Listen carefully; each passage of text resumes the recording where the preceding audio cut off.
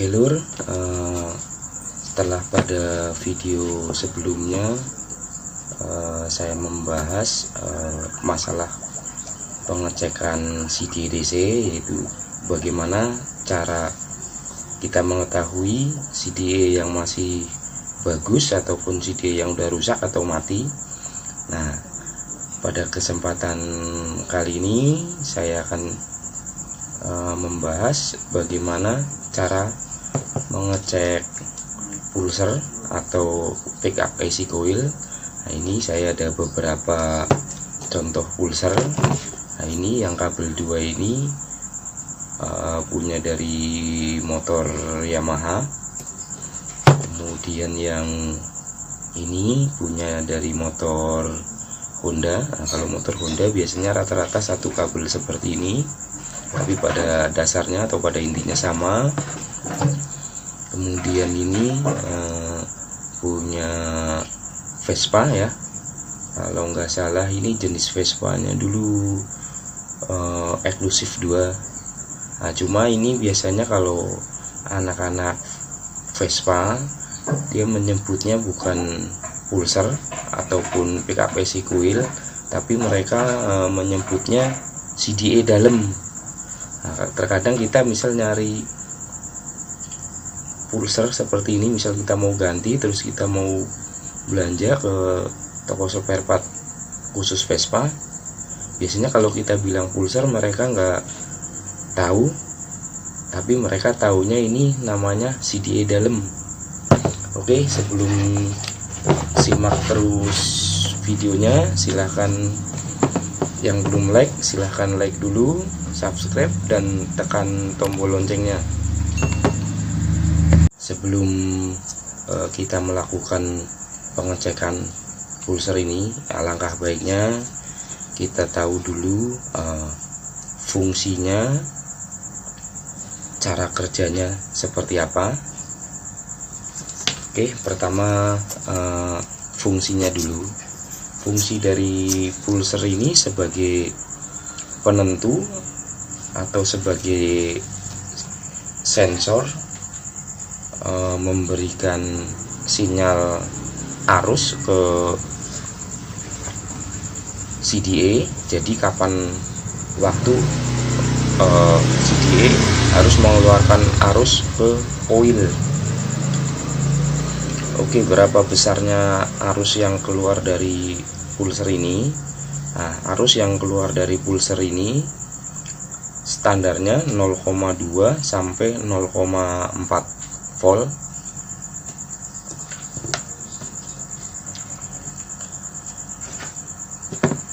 Kemudian untuk cara kerjanya, pada saat tonjolan di magnet bergesekan atau mendekat ke bagian magnet di pulser ini, maka terjadilah induksi magnet. Jadi di pulser yang bagian positif akan mengeluarkan arus. Kemudian arus itu diteruskan ke CDA sebagai sinyal. Nah, kemudian CDA akan mengirim arus ke coil atau ignition coil. Oke, mungkin untuk lebih jelasnya saya jelaskan menggunakan gambar, kurang lebih seperti ini. Oke, ini anggaplah plat dudukan yang biasanya menempel ke crankcase, atau kalau enggak bisa juga kadang menempel ke bagian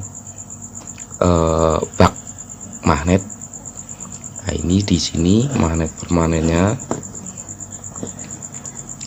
Nah, ini nanti ada tonjolannya yang tadi kita lihat tonjolannya. Nah, ini magnet permanen.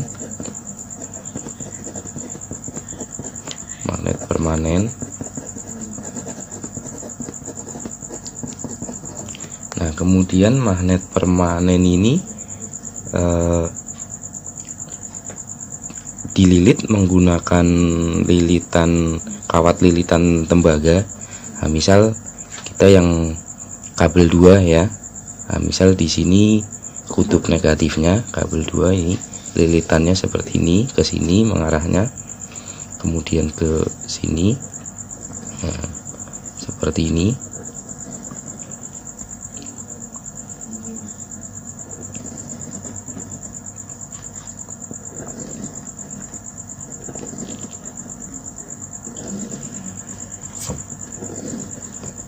Oke, kurang lebihnya seperti ini ya. Nah, di sini nanti keluar satu kabel lagi positif, atau mungkin yang ada juga yang pulser model satu kabel semacam kayak pulser Honda. Nah, ini negatifnya langsung menempel ke bodi tadi, bodi plat yang kedudukan. Jadi begitu ini nanti nempel ke bodi mesin, maka dia otomatis dapat massa.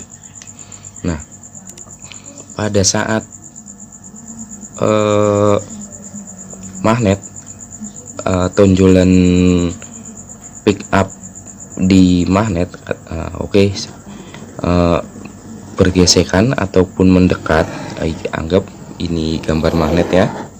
Nah, misal di sini ada tonjolan di magnetnya, tonjolan pick up pulsernya. Nah, pada saat ini bertemu atau mendekat, maka di area ini, di area magnet ini terjadilah induksi magnet. Nah, ini sebenarnya mungkin kalau masalah induksi magnet ini pelajaran anak-anak SMP kalau nggak salah,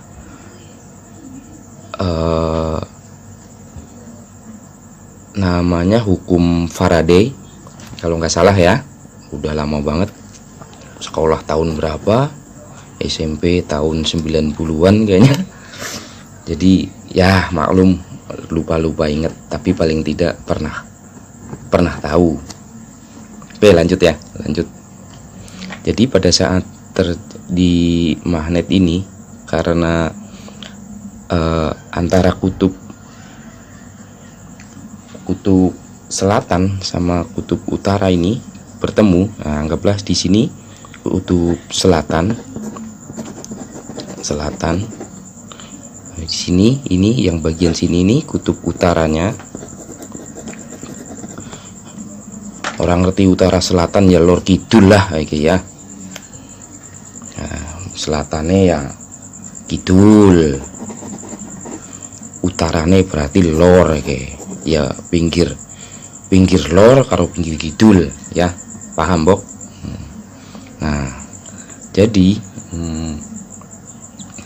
pada saat setelah terjadi induksi magnet ini, karena si tonjolan pulser ini mendekat atau bergesekan, nah di sini di kabel positif ini dia akan di kabel yang positif ini dia akan mengeluarkan arus kurang lebih sebesar 0,2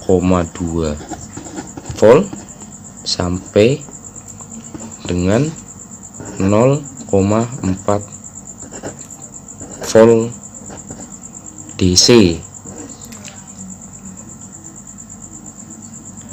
Nah, setelah pulser ini mengeluarkan arus, dia akan mengirim arus ini ke CDA, arus ini ke CDA. Nah, kemudian CDA setelah mendapat arus dari pulser, kemudian dia akan melanjutkan mengirimkan arus yang telah disimpan atau diperbesar oleh CDA ke ignition coil atau ke coil, kemudian diteruskan ke busi untuk melakukan proses pembakaran. Oke, itu kurang lebih cara kerjanya. Nah, jadi kita lanjut cara pengecekannya. Untuk pengecekannya kita bisa menggunakan ini lampu LED. Ini kebetulan lampu LED yang saya gunakan ini lampu LED bekas alarm remote mobil, tapi lampunya masih berfungsi bagus, normal. Atau bisa juga menggunakan multi tester. Ini saya menggunakan multi tester yang model analog atau jarum.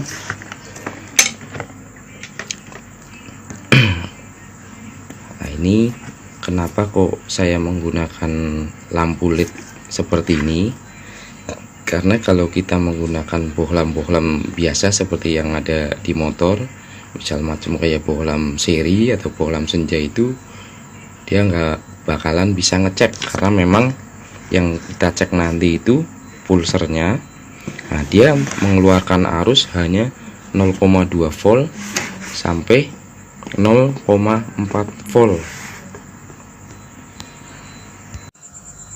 Lanjut ke cara pengecekannya seperti apa. Oke, pertama saya menggunakan cara yang pertama dulu, menggunakan multi tester. Biar kelihatan ya, gimana nih biar kelihatan. Oke, seperti ini. Waduh, ternyata nggak bisa ya, saya ganjal aja pakai gelas kopi ya lur ya. Oke, kita posisikan dulu testernya. Nah, ini kalau menggunakan tester tahanan standarnya di pulser ini 248 ohm sampai dengan 372 ohm. Oke, untuk pengecekannya, nah ini kita posisikan dulu posisi tester. Bisa ke kali 1, cuma kalau ke kali 1 di sininya nanti nggak nyampe. Bisa ke kali 10 atau ke kali 100. Nah, ini saya akan mencoba menggunakan ke kali 100. Kemudian kita kalibrasi dulu testernya. Oke, nah ini kita kalibrasi dulu agar dia benar-benar pas di posisi 0 ya. Oke, ini udah posisi 0 tadi ya. Oke, ini udah posisi ke 0. Kemudian kita mengeceknya hanya menghubungkan, kalau yang dua kabel seperti ini nih, dua kabel ini kan pulsernya dua kabel ya, kita bisa menghubungkan keduanya. Nah, ini untuk kaki testernya ke kabel pulsernya ini bolak-balik nggak masalah. Jadi kalau untuk pengecekannya bolak-balik nggak masalah, tapi nanti pas pengaplikasiannya ke motor, yang positif ya ke CDA, yang negatifnya ke massa. Karena kalau terbolak-balik nanti kalau pada saat pengaplikasian ke motor, biasanya motor hidupnya akan susah, terus ada gejala nembak-nembak. Jadi kalau pengaplikasian di motor itu nggak boleh terbolak-balik. Oke, kita hubungkan satu lagi. Oke, ini udah terhubung. Nah, sekarang kita baca. Nah, di sini di tester ini menunjukkan ke angka 3. Nah, karena ini saya menggunakan ke kali 100, berarti 3 dikali 100 berarti 300. Nah, berarti ini pulsernya masih bagus atau masih normal. Oke, kita coba tes lagi.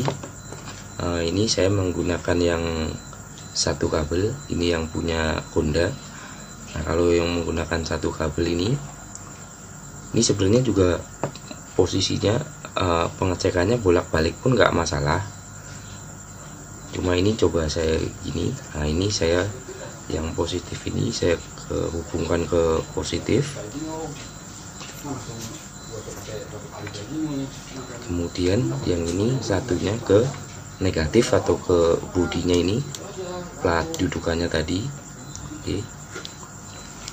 Nah ini sudah terhubung ya, dua-duanya sudah terhubung. Nah ini ternyata di sini menunjukkan angka ke 1,1. Nah kalau 1,1 berarti dia, karena ininya dikali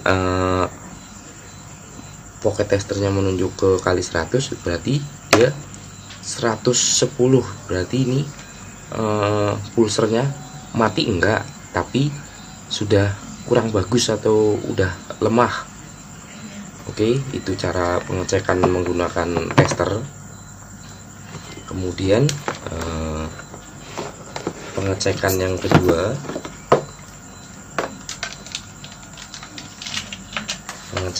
kedua, ini saya menggunakan lampu LED sama. Coba kita tes dulu ini yang dua kabel ini ya. Nah, ini posisi menghubungkan ke lampu LED-nya pun kabelnya bolak-balik atau terbolak-balik enggak jadi masalah ya. Ini kita hubungkan seperti ini.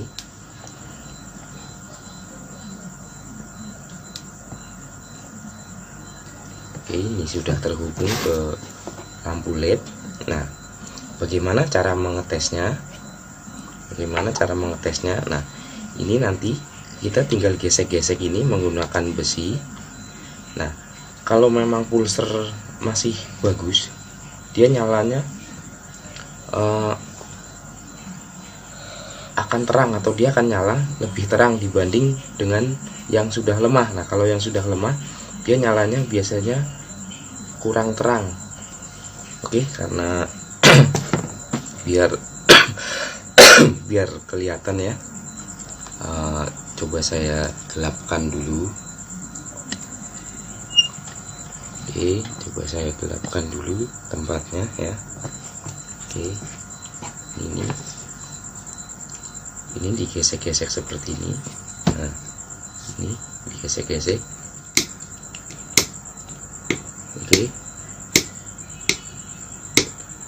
Oke, perhatikan kedipannya.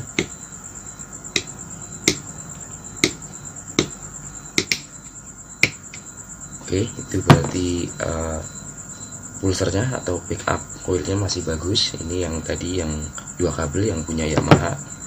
Oke, sekarang kita tes yang satu kabel ini yang punya Honda. Nah, ini satunya ke kabel ini.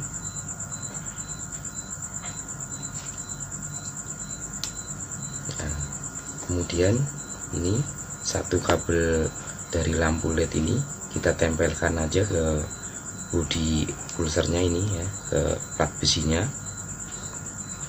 seperti ini. Oke, coba kita tes ya. Nah, itu nyala. Nah, cuma nyalanya nggak seterang yang tadi punya Yamaha. Nah, ini memang tadi yang kondisi pulsernya atau PKPC coilnya udah rada lemah. Tadi kita ukur menggunakan tester juga, tahanannya nilainya udah berkurang. Oke, terima kasih sudah simak video ini. Semoga bermanfaat. Jangan lupa like, subscribe, dan tekan tombol loncengnya agar semakin berkembang channel ini. Terima kasih.